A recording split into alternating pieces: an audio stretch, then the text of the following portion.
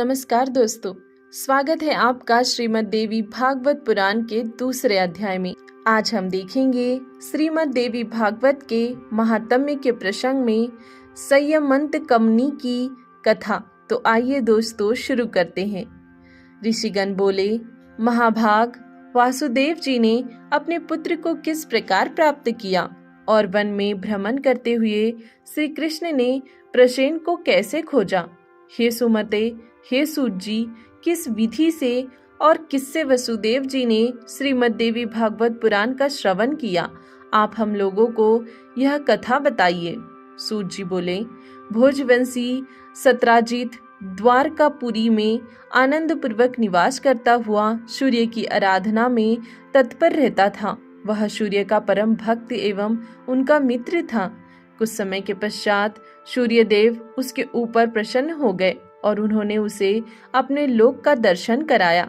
उसकी भक्ति तथा प्रेम से अत्यंत प्रसन्न हुए भगवान सूर्य ने सत्राजित को संयमंतक मणि दे दी और वह उस मणि को अपने गले में धारण किए हुए द्वारका आ गया। उसे देखकर मणि के तेज से भ्रमित नागरिकों ने सत्राजित को सूर्य समझकर सुधर्मा नामक अपनी सभा में विराजमान श्री कृष्ण के पास पहुंचकर उसने कहा, हे जगतपते, आपके दर्शन की अभिलाषा से भगवान सूर्य स्वयं आपके पास आ रहे हैं।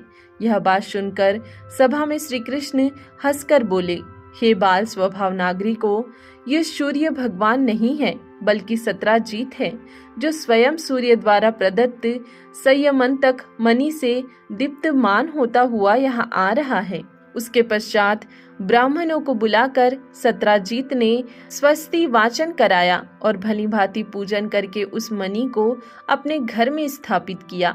वह मणि जहाँ रहती थी वहाँ किसी प्रकार की महामारी, दुर्भिक्ष तथा उपसर्ग का भय उत्पन्न नहीं होता था और वह नित्य 8 भार स्वर्ण दिया करती थी। तदंतर एक दिन सत्राजित के भाई प्रसेन ने उस मणि को गले में धारण कर सिंधु देशीय घोड़े पर सवार होकर आखेट के लिए वन की ओर प्रस्थान किया। वहां वन में किसी सिंह ने उसे देखा और घोड़े सहित प्रसेन को मारकर सिंह ने वह मणि स्वयं ले ली। इसके पश्चात महाबली ऋक्षराज जाम्बवान ने मणि धारण करने वाले उस सिंह को अपनी गुफा के द्वार पर देखकर और उसे मारकर मणि स्वयं ले ली। पराक्रमी ऋक्षराज ने वह मणि खेलने के लिए अपने पुत्र को दे दी और वह बालक भी उस प्रदीप्त मणि को पाकर उसके साथ खेलने लगा। कुछ काल बीतने पर भी प्रसेन के वापस न लौटने पर सत्राजित अत्यंत दुखी हुआ और सोचने लगा कि मणि लेने की इच्छा से न जाने किसने प्रसेन को मार डाला। इसी बीच द्वारकापुर में नागरिकों की पारस्परिक बातचीत से किसी प्रकार यह किंवदंती फैल गई कि मणि के लोभ के वशीभूत श्री कृष्ण ने ही प्रसेन का वध किया है। श्री कृष्ण ने जब अपने विषय में अपयस की यह बात सुनी तो उन्होंने अपने ऊपर लगे हुए कलंक के परिमार्जन हेतु प्रसेन के अन्वेषणार्थ नागरिकों के साथ प्रस्थान किया। वन में पहुंचने पर श्री कृष्ण ने सिंह द्वारा मारे गए प्रसेन को देखा और तदंतर गिरे हुए रक्त बिंदुओं से चिन्हित मार्ग का अनुसरण करके सिंह को खोजते हुए वे कुछ दूर गए। इसके पश्चात एक गुफा के द्वार पर मरे हुए सिंह को देखकर भगवान श्री कृष्ण करुणा युक्त वाणी में नागरिकों से बोले, मणि का हरण करने वाले को खोजने के लिए मैं इस गुफा के भीतर प्रवेश कर रहा हूँ। जब तक मैं वापस न आ जाऊं तुम लोग यहीं पर ठहरो।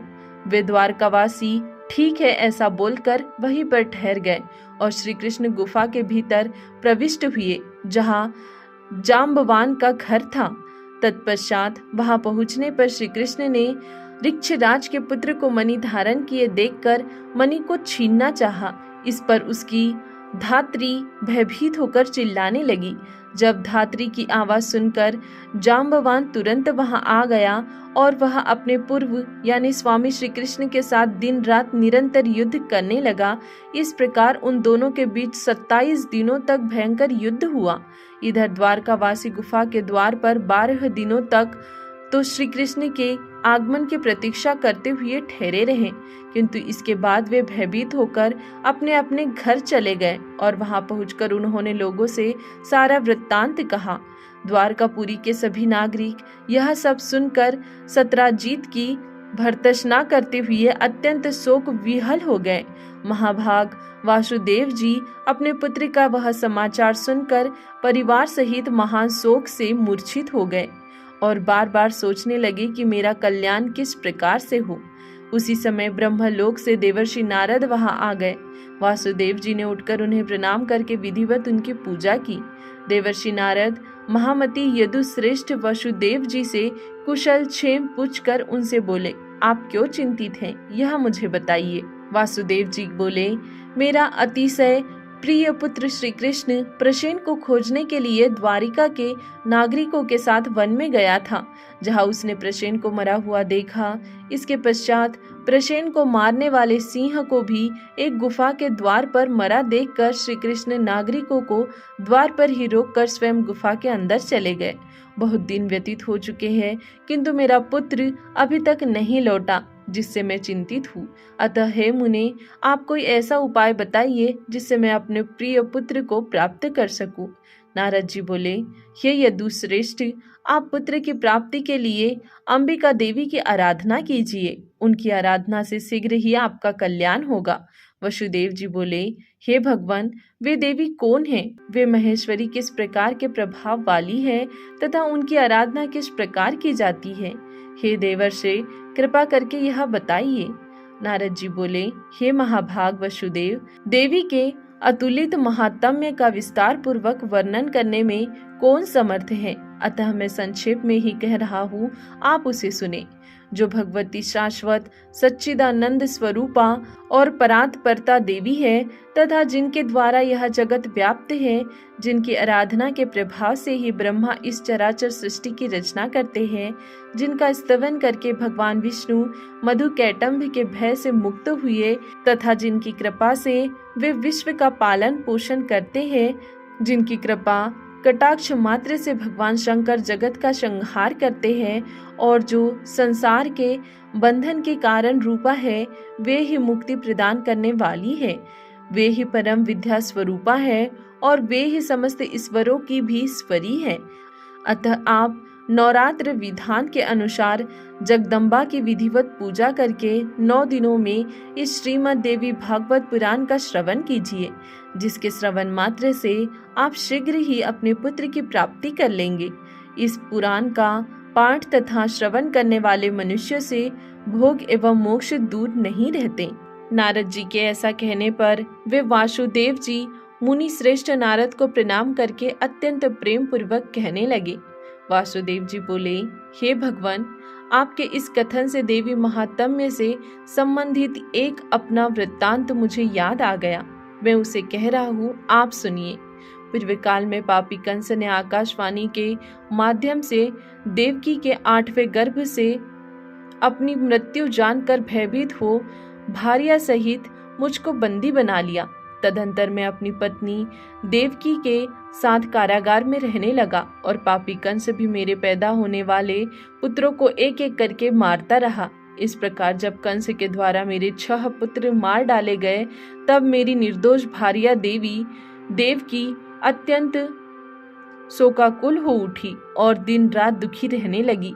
तत्पश्चात गर्ग मुनि को बुलाकर उनका अभिवादन तथा पूजन करके पुत्र प्राप्ति की कामना से मैंने उनसे देवकी का दुख बतला कर कहा, हे भगवान, हे दया सिंधो, हे मुनिवर, आप यदुकुल के गुरु हैं, अतः मुझे आयुष्मान पुत्र की प्राप्ति का कोई उपाय बताइए। इसके अनंतर दया निधान गर्ग जी प्रसन्न होकर मुझसे कहने लगे।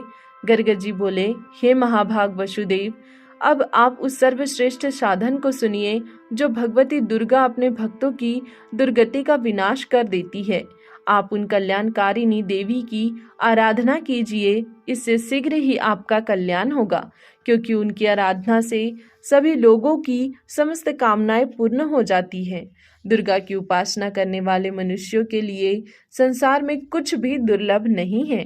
गर्ग मुनि के ऐसा कहने पर मैं प्रसन्न हो गया और अपनी पत्नी सहित मुनि श्रेष्ठ गर्ग को परम श्रद्धा पूर्वक प्रणाम करके दोनों हाथ जोड़कर मैंने उनसे कहा।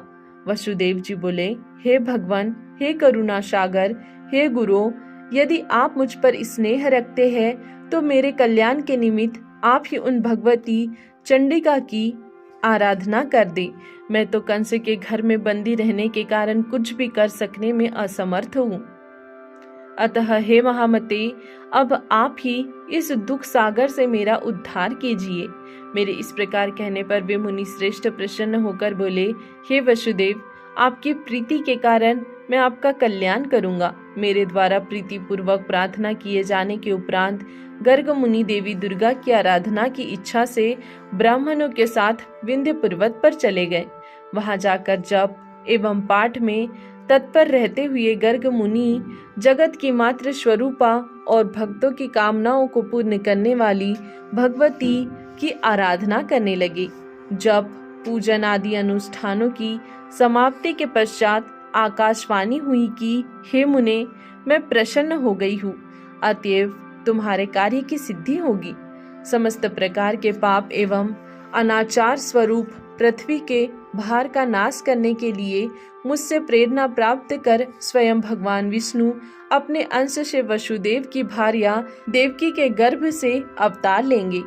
कंस के भय से वासुदेव जी उस शिशु को लेकर शीघ्र ही गोकुल में नंद के घर पहुंचा देंगे और वहां से यशोदा की कन्या को लाकर अपने घर में राजा कंस को दे देंगे। तब कंस उस कन्या को मारने के लिए उसे पृथ्वी पर पटक देगा। तदंतर उसके हाथ से छूटकर मेरी अंश स्वरूपा वह कन्या तत्क्षण अलौकिक रूप धारण करके विंध्य पर्वत पर चली जाएंगी और निरंतर जगत का कल्याण करेगी। इस प्रकार उस आकाशवाणी को सुनकर गर्ग मुनि भगवती जगदम्बा को प्रणाम करके प्रसन्न मन से मथुरापुरी आ गए। आचार्य गर्ग के मुख से महादेवी के वरदान की बात सुनकर मैं पत्नी सहित अत्यंत प्रसन्न हुआ और परम आनंद विभोर हो उठा। तभी से मैं देवी के अत्युत्तम महात्म्य को जान रहा हूँ और हे देवर से आज भी आपके मुखारबिंद से मैंने वही देवी महात्म्य सुना है। अतः हे प्रभु, अब आप ही मुझे श्रीमद् देवी भागवत सुनाइए। हे दया निधान, मेरे सौभाग्य से ही आप यहाँ पधारे हुए हैं। वासुदेव जी का वचन सुनकर प्रसन्न मन वाले नारद जी ने शुभ दिन एवं शुभ नक्षत्र में श्रीमद् देवी भागवत की कथा आरंभ की। कथा में आने वाली विघ्न बाधाओं के समनार्थ ब्राह्मण देवी के नवाक्षर यानी ओम ऐं ह्रीं क्लीं चामुंडाय विच्छे मंत्र का जप तथा मार्कंडेय पुराण में वर्णित देवी स्तोत्र का पाठ करने लगे। प्रथम स्कंध के आरंभ से ही वासुदेव जी देवर्षि नारद के मुख से निःसृत अमृत स्वरूप श्रीमद् देवी भागवत पुराण का भक्ति पूर्वक श्रवण करने लगे। 90 दिन कथा की समाप्ति होने पर महामनस्वी वासुदेव जी ने श्रीमद् देवी भागवत ग्रंथ तथा कथावाचक दोनों की प्रसन्नता पूर्वक पूजा की। उधर कंदरा में श्री कृष्ण तथा जाम्बवान के बीच चल रहे युद्ध में श्री कृष्ण के मुष्टिका प्रहारों से जाम्बवान का शरीर अत्यंत शिथिल पड़ गया था। उसी समय जाम्बवान को भी पूर्व काल की घटनाएं याद आ गई और भगवान श्री कृष्ण को परम भक्ति के साथ प्रणाम करके अपने अपराध के लिए क्षमा याचना करते हुए उसने श्री कृष्ण से कहा, अब मुझे ज्ञात हो गया कि आप रघुश्रेष्ठ श्री राम ही हैं, जिनके भयंकर कोप से सागर तथा लंका नगरी दोनों क्षुब्ध हो गए थे और रावण अपने बंधु बांधवों सहित मारा गया था। हे श्री कृष्ण, वे राम आप ही है, अतः मेरी धृष्टता को क्षमा करें। मैं आपका सर्वदा सेवक हूँ, अतएव मेरे योग्य जो भी कार्य हो उसके लिए मुझे आदेश दीजिए। जाम्बवान का वचन सुनकर जगतपति श्री कृष्ण बोले, हे अक्षराज, मणि प्राप्त करने के लिए हम लोग इस कंदरा में आए हुए हैं। तत्पश्चात यक्षराज जाम्बवन ने श्री कृष्ण की विधिवत पूजा करके यमंत मणि तथा अपनी पुत्री जामवती उन्हें प्रसन्नता पूर्वक अर्पित कर दी। श्री कृष्ण ने जामवती को पत्नी के रूप में अंगीकार करके मणि को गले में धारण कर लिया और ऋक्षराज जाम्बवान से विदा लेकर वे द्वारकापुरी के लिए प्रस्थित हुए। उधर द्वारिका में उदार हृदय श्री वासुदेव जी ने श्रीमद् देवी भागवत पुराण कथा की समाप्ति के दिन ब्राह्मणों को भोजन कराया तथा नानाविध दक्षिणाओं से उन्हें संतुष्ट किया।